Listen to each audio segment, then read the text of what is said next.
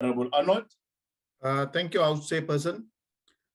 Deputy Minister, the project of vetting of senior government officials and executives of state-owned entities has not yielded the required results in eliminating corruption due to the lack of enforcement of the law.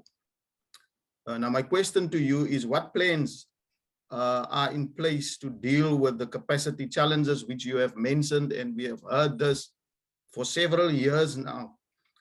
So what are those capacity challenges plans while preventing the national vetting system from failure?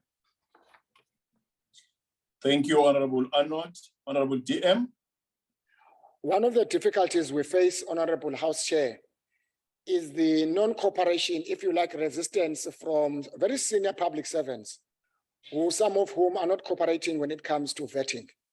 Although vetting in itself takes a bit of a time, there are a number of state-owned entities where people are not cooperating in terms of, as required by law, that they must be vetted.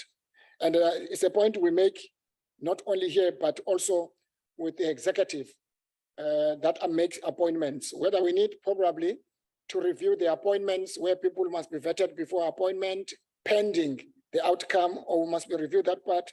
But it's a matter that I think as we build capacity to vet the public service, there are a number of regulations, there are a number of laws, which I have no doubt that must be reviewed to deal with the challenge I've just mentioned of people who are not cooperating. Some will get resistance when it comes to vetting. Thank you very much. Thank you, Honorable DM. Honorable DM, we now come to question number 79, asked by Honorable Modise. Honorable Deputy Minister. The use of such equipment is regulated by RICA. Equipment for use in monitoring and interception, also known as grabber, is defined as listed equipment according to RICA. The following excerpts speak to the question raised directly, and these excerpts are taken directly from RICA. Chapter 8, Section 44(1)A of RICA defines listed equipment as follows from RICA in quotes. The minister must, section by notice in Gazette, declare any electronic, electromagnetic, acoustic, mechanical and other instrument, device or equipment, the design of which renders it primarily useful for purposes of interception of communication under the conditions or circumstances specified in the notice to be a listed equipment. Chapter 8, Section 45 reads Prohibition in the notice, titled Prohibition on Manufacture, Possession, and Advertising. Chapter 8 declares 1. No person may manufacture, assemble, possess, or sell, purchase, or advertise any listed equipment. It further says the conditions under which public or private entities are allowed to allow the use of such equipment is defined in Chapter 8, Section 45, subsection 2, which reads, it does not apply to any telecommunication service provider or other person who or law enforcement agencies which manufactures, assembly, possesses, sell, purchases, or advertising listed equipment under the authority of a certificate of exemption issued to him or her, or for that purpose by the minister. Thank you very much. Thank you, Honorable DM. The first follow-up is from Honorable Modise. Honorable Modise. No, thank you very much, Deputy Chair. House Chair. The Honorable Minister will agree, while there is a sound legislation to regulate the ownership of use of these equipment without monitoring of their proper use by both private and public entities, these can result in a serious abuses and unlawful use. For instance, Honorable Deputy Minister, according to the recent media report, there is one metropolitan municipality that has procured grabber for, among other uses, spying on the caucus of other political parties. In this regard, are there internal structures, system and capacity in the department to monitor the lawful use of the equipment by private and public entities? If not, why not? If so, what are the relevant details, Honorable Deputy Minister? I thank you, Papa. Thank you, Mama. Honorable DM. Thank you very much, House Chair, and thanks very much to Mama. The agency and its entities has indeed identified the challenge of proliferation and the usage of listed equipment.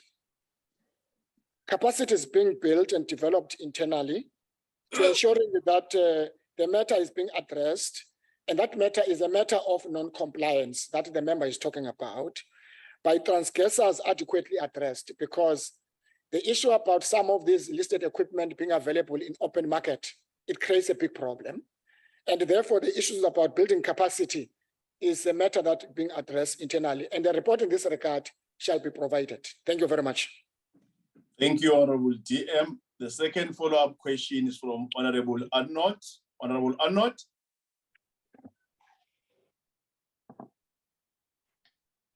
Chairperson Kelly. Oh, Honorable Lehihi will stand in for Honorable Arnott. No problem. You can continue and ask the question, Honorable Lehihi. Thank you. Minister, noting how interception devices invade individuals' constitutional rights to privacy, will such regulations also include putting in place oversight measures to monitor the use of surveillance? Thank you, Honorable Lehihi. Honorable DM. House Chair, if you could help me just to repeat the question. Honorable Lehihi, can you please repeat the question? Okay. Minister, noting how interception devices invade individuals' constitutional rights to privacy, will such regulations also include putting in place oversight measures to monitor the use of surveillance? Thank you, Honorable Lehihi. Honorable DM. I can confirm, House Chair, that already there are discussions. I think Honorable Lebuskari will know this. There are discussions within and Honorable Moiman, there are discussions within the committee about these matters, about exemption of certificates, because these matters are regulated. And there's a reason why the use of listed equipment is regulated, because you are protecting the rights of civilians from intrusion, from undermining their privacy, and so on. And I think the oversight, both of Parliament through its various committees, will also play an important role. Hence, these discussions are taking place at the level I've just mentioned. Thank you very much, Honorable Member. Thank you, Honorable DM. The third follow-up question is from Honorable Hatebe. Honorable Pungan. Honorable House Chair, the Deputy Minister partly covered me, but I would want to say it is understood that the use of technology and monitoring tools serves as a method to combat advanced and complex crimes which pose a threat to the state. How can the public have control of their privacy and prevent the abuse and encroaching of their Section 14 right to privacy? Thank you, House Chair.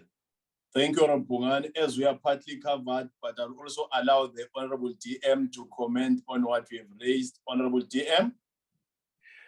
Which is why I think the legislature came with RICA, precisely to answer that question, because RICA, among others, protects the ordinary South African civilians from any abuse by anybody who may be in possession of a listed equipment.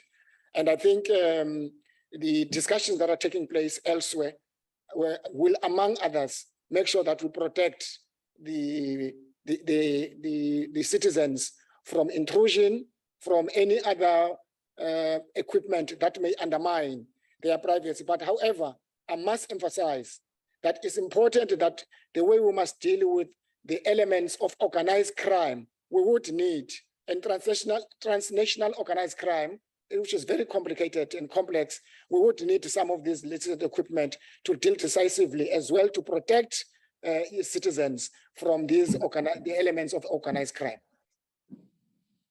Thank you, Honorable DM. The fourth follow-up question is from Honorable Boshoff. Honorable Boshoff. Thank you very much, House Chair, and good afternoon, DM. Good afternoon. Deputy Minister, the fact that security services of South Africa is a laughing stock with all the corruption and fraud hidden behind secrecy and legislation, and that for the past 2.5 years, the feedback we receive when asking on legislation is we are waiting for finalization of the department. Up until now, nothing has been produced. If this government is serious about fixing state security, will you today give us a specific date for amending the appropriate bills? Thank you, House Chair. Thank you, Honorable DM. House Chair, one of the things I can assure the member and assure the House that we have adopted a philosophical framework, and centrally to that philosophical framework by Intelligence Academy is what we referred to as doctrinal shift in terms of intelligence. That instead of a focus from a state security to a national security, and in other words, it places the role of citizens at the center of national security. And I think that it will go a long way because it builds patriotic citizens who take it upon themselves to make sure that they protect their national security, which speaks to issues about, in somewhere it's called organs of people's power, but basically it's community-based organization. Also, as part of national security, we need to strengthen them. So there's a whole issue that must be done in order not to demystify only, but also to change what I referred to as doctrinal shift of intelligence from secrecy to state security to national security, where it requires patriotic citizens to play an important part so that all citizens like yourself will recognize and realize that you are part of making sure that there is national security and stability in the country. Thank you very much. Thank you, Honorable Deputy Minister Kodwa. That brings us to the end of questions to you this afternoon. Allow me, on behalf of the leadership of the National Council of the Provinces, led by Tatema Sondo, Deputy Chair, Mayor Lucas, and the Chief Whip, Honorable Mohai, to thank you, Honorable Deputy Minister Kodwa, for availing yourself to answer questions in the National Council of Provinces. And that concludes the business of the day. The House is officially adjourned. Thank you, Honorable Deputy Minister. Thank you very much. Malibo. Recording stopped. Thank you. Thank you, Papa. Thank you, Mama. Thank you, Mama and Papa. Thank you, Poti.